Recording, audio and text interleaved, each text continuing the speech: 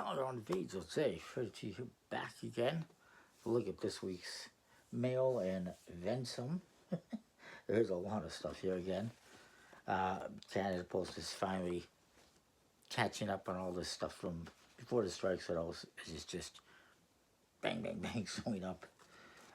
First, I got some decks here from Kickstarter that I've been waiting for. These are the Assassin's Creed decks from Room 1. There's two different colors. Actually, have a 9 spades reveal on the back. It's kind of cool. And these are actually just sleeves, the cards in them, which is pretty cool. Although it falls out on the bottom, so maybe that's some cool. There's actually the names in here of all the different assassins from the different games. Personally, I'm a fan of Cassandra. She's pretty attractive. Again, same thing. There's actually foil details on the inside as well, on the sides. If you're not familiar with Assassin's Creed, it's a video game series. Oh yeah, I also forgot about this.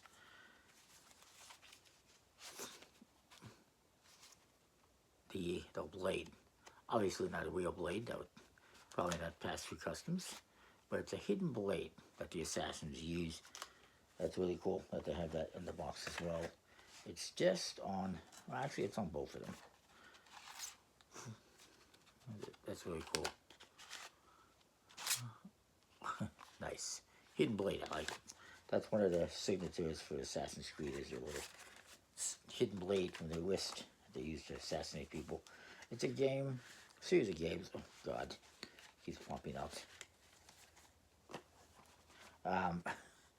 It's a game series where people step into these, uses technology to put themselves in the shoes of these people from hundreds of years ago, and you get to explore that world, that ancient world, and assassinate people, go through these missions and everything, to go through their story, and it's really cool. I enjoy going back to those ancient times and exploring. Then I got some stuff, and I got that on Kickstarter, of course. I got some stuff here from Emily Slice 52. They came with a little card with the discount code, a magnet for 988. If you or anyone you know is struggling mentally, call, text 988. And that is related to one of the decks that I got. And then there is also some stickers for 988 Lifeline. There is a sticker for Emily Slights. She actually has a new deck, the Slights deck, which I've also ordered from Vanishing Ink, which has a repeating pattern on the back design of her ES52 logo. There's a shiny business card, and there is a thank you with, there she is, and then there's some extra cards here from some of her decks. There's a double backer from one of the decks I got, the Balloon Sapphire, a 5 of clubs from one of these Nebula decks. It's very shiny. Never got that one though. And then there's this one, which is from one of her chapter decks, chapter 2 maybe, 1 or 2, I don't remember which one that is. So that's that. I never get onto the decks finally. Oh yeah, it all came inside this little bag. The decks are the 988 Lifeline deck, which is very nice. It's got nice foil on it. Review coming in. The reviews for these, most of these are coming early February. But shiny foil on the cards, and even on the faces there's some foil details. It's fairly standard outside of that, but there is nice foil embellishments. Not sure exactly on the printer, I'm guessing it's WJPC. But I don't think there's any proceeds going towards 988. It'd be nice if there was, but it's just a nice thing to, spread the word. And I think that's great. It has the Forget Me Not on the front. And this was released pre-order. I think I got this in September, because I think Suicide Prevention Month was October. Does it say on here? It doesn't say. But I think that's when it was released. I also got the Lighthouse Beacon deck. I did not get the Dusk, because I don't really care for the court cards on the Dusk, which are Seahorse and court cards. Some of you might like that, but I didn't care for it. But this one's just nice custom court cards. A nice box. And then there is the lovely Bloom Sapphire deck. All her decks, by the way, are about positivity and inspiring, goodness and shining the light and whatnot, as you can tell. Then I got one more from Kickstarter, and this is from Wondercraft Cards. Came with a sticker. It actually came with a couple more stickers. This is the Jazz Riff deck, a nice custom deck with a jazz theme. This is the style of the court cards, by the way. And it's pretty cool. Nice holographic. Not holographic, but nice numbered seal. It's $4.99 out of 1,000. Interesting number. Right at the halfway point. The cards, however, also have holographic foil. You'll see it better in the reviews, but it's also on the faces. You can tell. It's hard to tell. Anyway, it's very nice. This is actually the holographic, or the foil version. There is, I think there was a non-foil version. I didn't get it. Then I got some from Fear 11. This first one I got from Rare Playing Cards. It got stuck in the mail with the strike that was happening. But it is, again, I got it from Rare Playing Cards. It is the Wicked deck from Fear 11, all about the Wicked movie / story. And then the other one I got from Fear 11 is the Tavern on the Green in Red Edition. Which is very nice. So that's it for playing cards. Then I got some games. First I got one that is from Zerua Games. It's a little trick-taking game called Circus Corgi. Circus Corgi. Comes in a tin. Then I got a couple things here from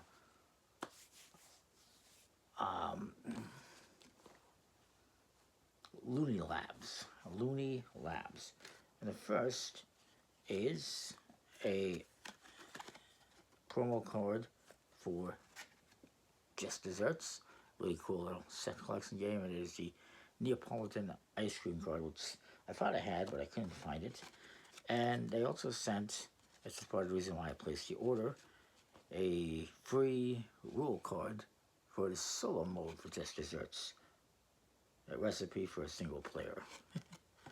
And yeah, I thought I wanted to get this. And it works with all these expansions as well. And then I got another game from them, which is one of their original games alongside like Flux and Chrononauts, and it is Aquarius, which they have reprinted as well at one point in time as, I think, 7 Dragons. It's a game where you're going to be playing cards out on a table into a tableau, and you're trying to connect 7 of the same thing, whatever your secret goal happens to be. This is the newest printing, the 3rd edition, and I thought, why not? It seems pretty cool. Then I got some games here from New Mill Industries. I got a couple more coming. This is from Black Friday. No, it was not Black Friday, but these are games, some of them anyways, that were from the most recent game market in Tokyo. Unfortunately, there was others I would have liked to have gotten, a couple that I did get elsewhere, but that I missed out because he only had a handful of each game or whatever, and then they just kept selling out before I can get to them. Anyways, the first one, though, is still actually available on his website. This is a game from New Mill called Gatsupon trick. It's all about the Gatsupon games, you know, uh, and it's kind of like Pokemon where you gotta catch them all. Designed by Daniel Newman, illustrated, of course, by Cy Beppu.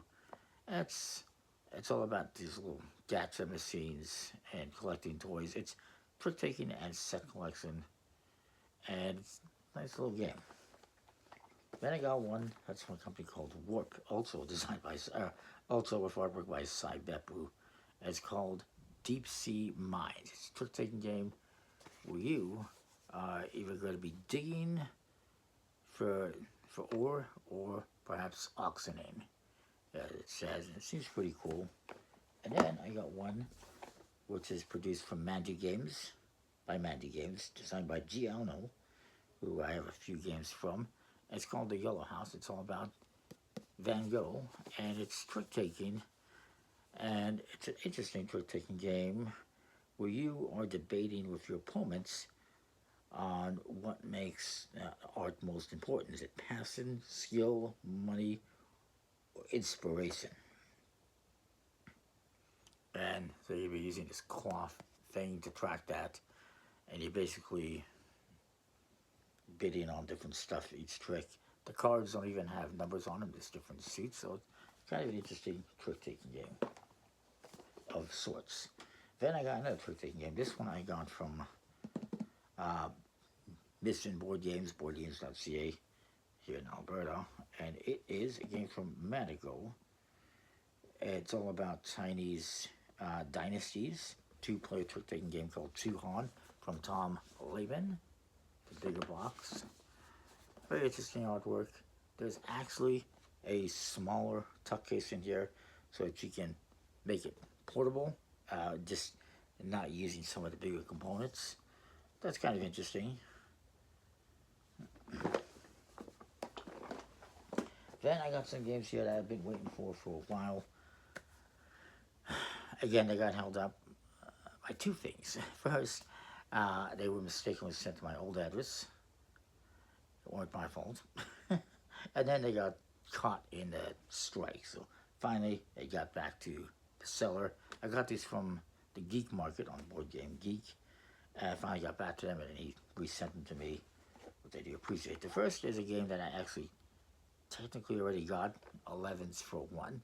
Got it several weeks ago, well before the strike. And, well, it's a little solo game where came out in 2015. It's from Eagle Griffin Games, where you are trying to get a set of cards, I think they're like numbered 1 through 11 or whatever, in order, in numerical order, basically. And you have basically 15 minutes, 15 turns to try and do that. It's a cool little game. And the reason why I got it again is because I got this on eBay, but it was missing a second game that's supposed to be included here. That's this Bowling Solitaire from Sid Saxon. This is an old school game. It's actually a game you can play with a standard deck of cards, but hey, I paid for it. It didn't come with it. eBay refunded me, and I found one that did come with it, and it was brand new too, so pretty good deal. It's a simple little solo game based on bowling. Sid Saxon is a designer that goes back to like the 50s or something like that. He's pretty well known. And I got a couple other games from him as well. The first one is, the next one here is a trick-taking game from Saucy and Saucy called Take the Acorn. It's got a music theme, very hard to find, so I'm glad I found it. It looks pretty cool. I gotta check it out soon. And then one more that I had some interest in. This is from a company called Geek Attitude Games, and it's called Bruxelles, 1897. Bruxelles being French for Brussels. And it's based on an older board game called Bruxelles 1893. And basically it's all about Art Nouveau taking over the streets, and you are, I think there's a little bit of bidding and auctioning going on. And yeah, it seems pretty interesting. And then I got some games here that I got on via eBay.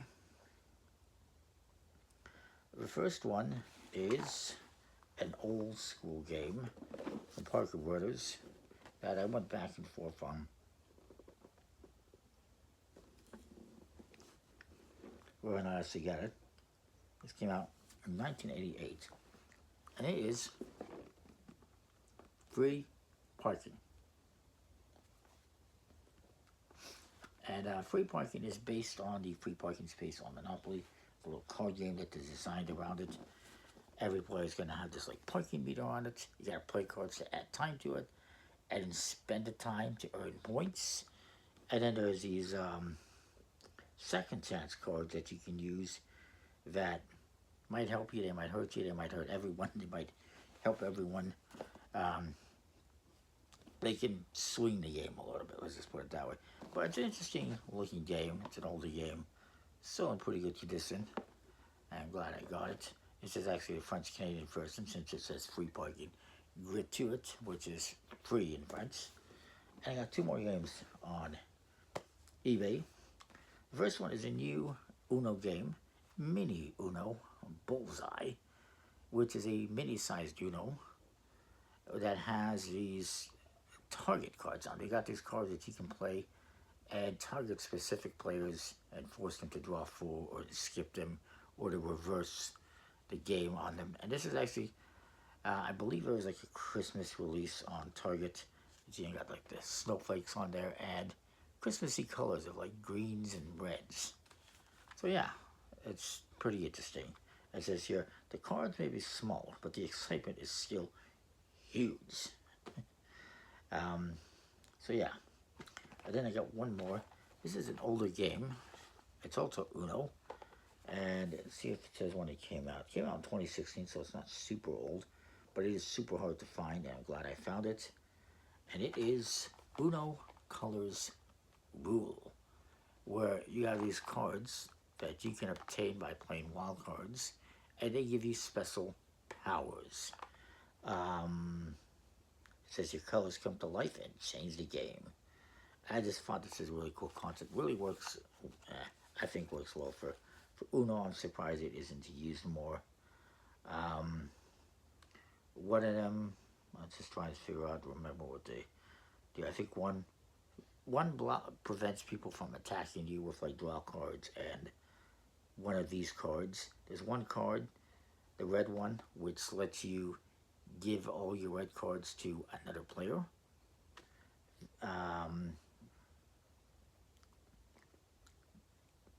I think one makes other players draw cards. I don't recall for sure everything, but yeah, it's colorful and cool.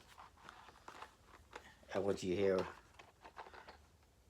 clicking around is the basis for these cards because you're gonna stand them up. It's a little bit similar to another game, Uno Power Grab, which I may or may not have on the way. Spoiler alert. Then I got some more games here. These ones I actually all got on Amazon, all separately, mind you. And some were like Amazon Canada, some were Amazon.com. First one is Waterworks, which is from Hasbro and Winning Moves, and this is a old school game that goes back to the 70s about leaky pipes. You're basically trying to lay out pipes going from like the spout to the faucet, basically. You know what I'm trying to get. You're trying to get from A to B, but your opponents can play cards to cause leaks. You got these little metal wrenches that you can use to fix the leak. It's actually from the 70s. It's based on the Waterworks spot on the Monopoly games. So yeah, you can kind of see what you're doing. You're laying out cards. It seemed pretty cool. I figured why not. I actually would have liked an older version. The older versions, because they actually come with a card tray that's designed to look like a bathtub. It even says drain on the discard pile side. So I thought that was cool, but this one doesn't come with the tray, unfortunately. But it was brand new, so there is that bonus. A lot of the older ones that I saw that come with the tray were either missing a wrench or two, or didn't have any wrenches, or you don't know what condition the cards are going to be in, so Then I got one, this is actually another Hasbro game. This is Battleship a card game. 2-player card game based on the classic board game of Battleship. This came out in 2018, this version, but it goes back before that even. But yeah, it's pretty cool. You're playing cards trying to attack your opponent's ships, just like in the board game. Then I got another game here. This one is from Funko Games, and it is a Pop-Tarts game. Pretty small little box, I would say. And basically, you're trying to collect Pop-Tarts to score points.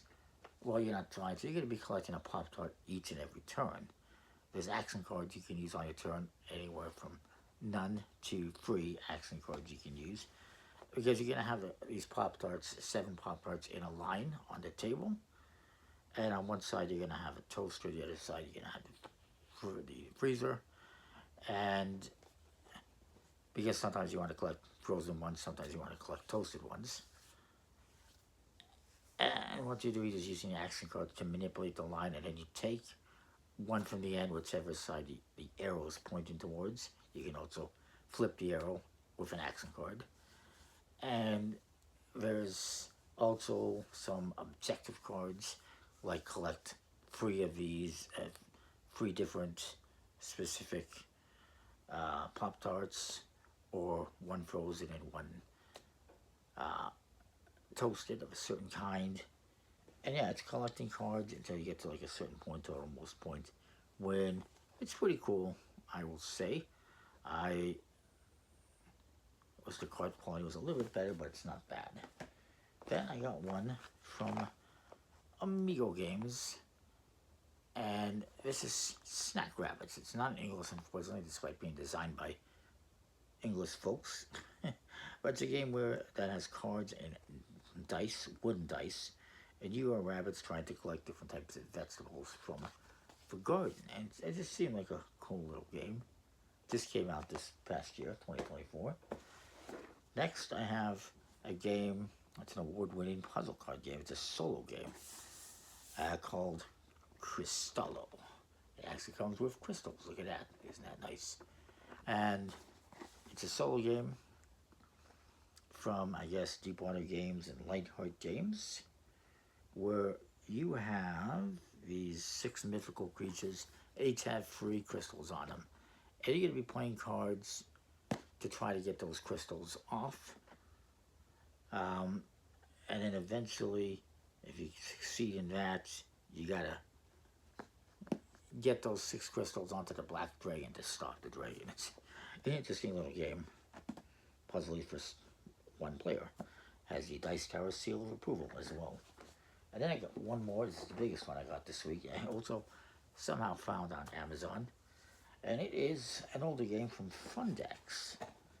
They came out in 2008. Well before I was collecting card games. And it is Phase 10 Twist. Which is Phase 10. You still have the 10 phases. But you have this board. And you're going to be moving tokens around the board. And even if you don't finish your phase, you still move ahead. And either you redo the same phase or you skip to the next one. Then you got these twist spots where you can either do the previous phase or the next one, or select one of the twist phase cards, which have different phases that are more perhaps challenging and interesting. But you get to choose which one you do. So yeah, this is actually brand new, despite not having cellophane and being taped with Scotch tape. It's pretty cool. So that is what I got this week. Comment, like, subscribe, let me know what you think. We'll see you next time. Thanks for watching.